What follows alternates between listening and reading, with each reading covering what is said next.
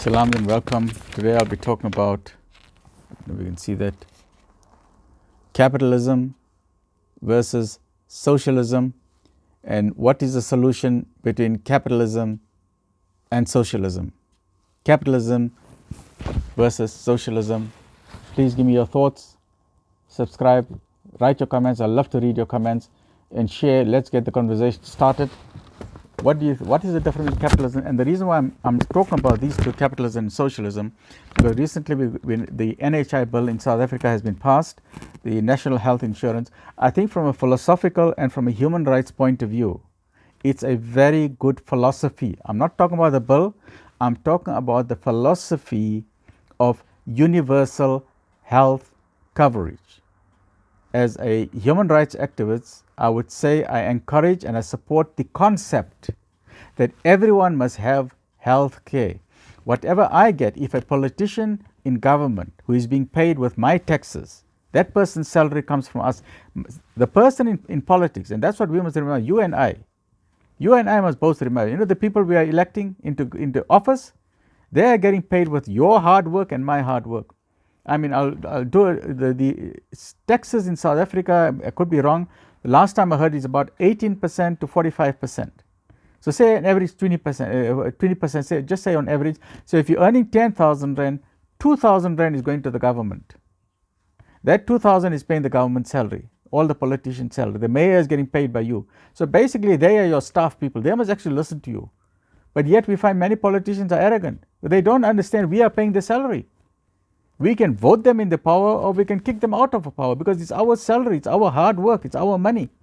So recently we've been hearing a lot about we want freedom of economics and we want freedom of, or we want universal healthcare and we want universal land, we want universal everything. This is talk about socialism, and I am totally against socialism, and I will tell you why. Let's look at the two main models of system in the world. Okay, you have on the one hand capitalism, and you have on the other hand socialism. Capitalism is a force that drives the industry. If you study American history, the way America has become so advanced today as a nation is because of capitalism. Capitalism in simple terms means you have an intelligent man, or even if it's not intelligent man, someone has an idea to say there's a problem in society, like say Ford of the motor car company. Okay, he saw a need that people need a motor vehicle, and he started developing factories. And the way he did it, he changed the whole automotive manufacturing industry, where he said, okay, we'll have the same door, the same handle, the same engine, and every car will be black. That means he streamlined the whole process. He said he famously said you can have any color in the car in the world as long as it's black. Okay, so he produced mass production, and with that he became fabulously wealthy. And with that wealth, he started donating to various causes. So capitalism is important. It's called risk reward. You put your mind at stake, you put all your money on the table and you work hard. And many times you're going to fail. You'll go to the bank and they'll tell you no. It's not easy to start a business. People think, it's easy to start a business. People say, let's go to the white man, let's go to the Indian, let's go to the color, let's take the money, let's share everyone's money. You can't do that. You can't share the money. Why didn't you work hard for your own money? I worked hard for my money. The white man works hard for his money. Many of the black people work hard for their money. The Indian works hard for the money. The colored works hard. Everyone works hard for the money. You can't go take someone else's money. You can't go into someone else's house and rob their money. You can't go into someone else's business and steal their money. Stop stealing. If you want money, work for it. But it won't come easy. No one said life is easy. Life is very difficult. If life was not difficult, we wouldn't be here. Ease comes in heaven. When we're in heaven, we didn't appreciate it. God gave us heaven in a silver place. He gives it for you for free. Adam and Eve didn't understand what they were getting for free. So then they made a mistake, and now we're still sitting here. Heaven there's no problems, but here we got problems. No one said to start a business. To start a business is one of the most difficult things you can do. Studies have shown that 80% of first-time business owners will shut down their business in the first 2 years. You will sweat. You will stay awake at night to say, how can I get customers? Customers don't just come knocking at your door. You got to work at it. You got to promote it. You got to market it. So capitalism is very, very important. Very important.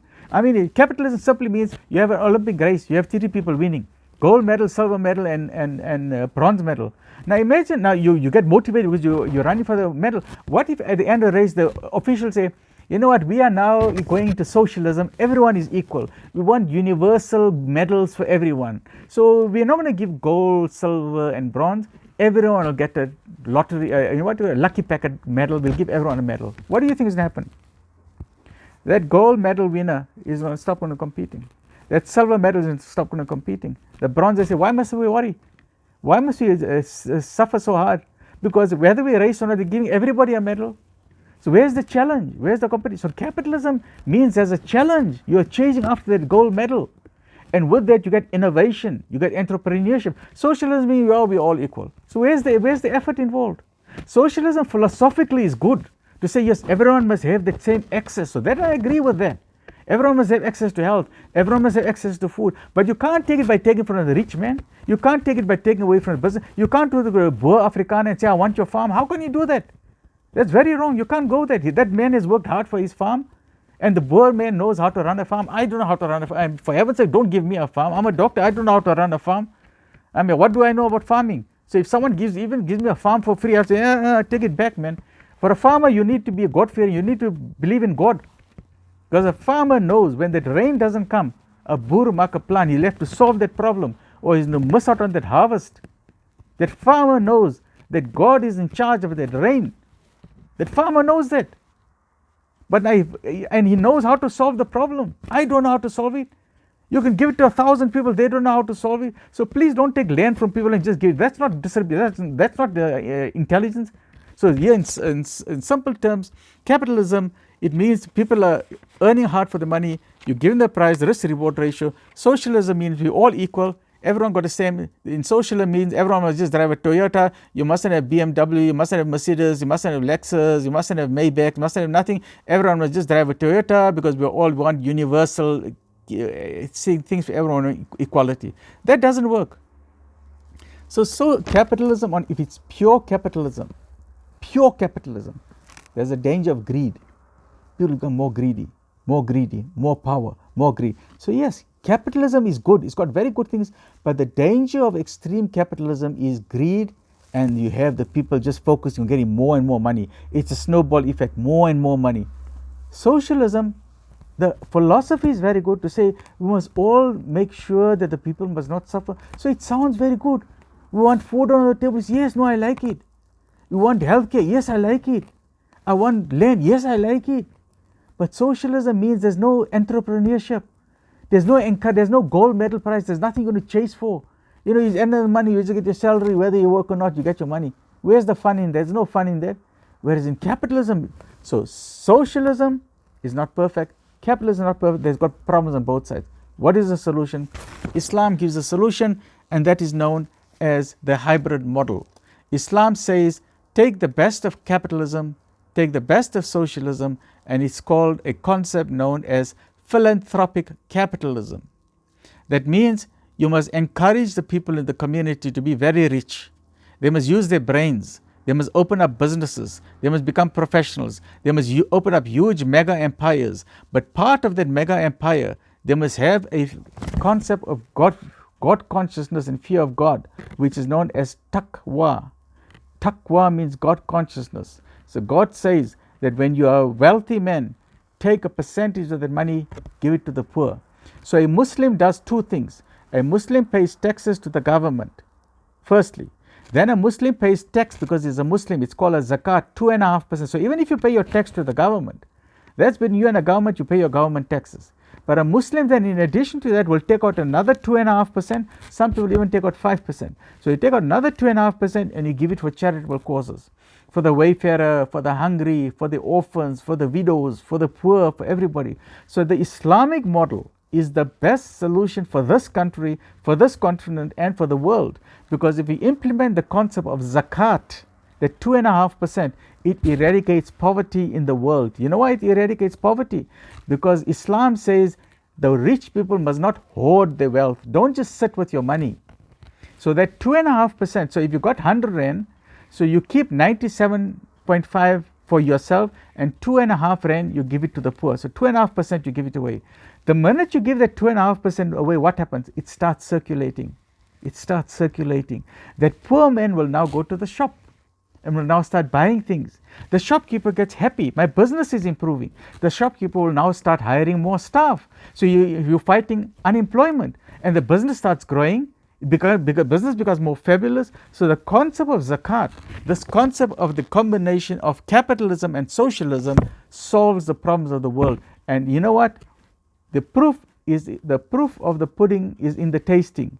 So I will end this discussion with one thing, and you must think about it. Look at Dubai. It's a fabulously rich country. There are skyscrapers everywhere.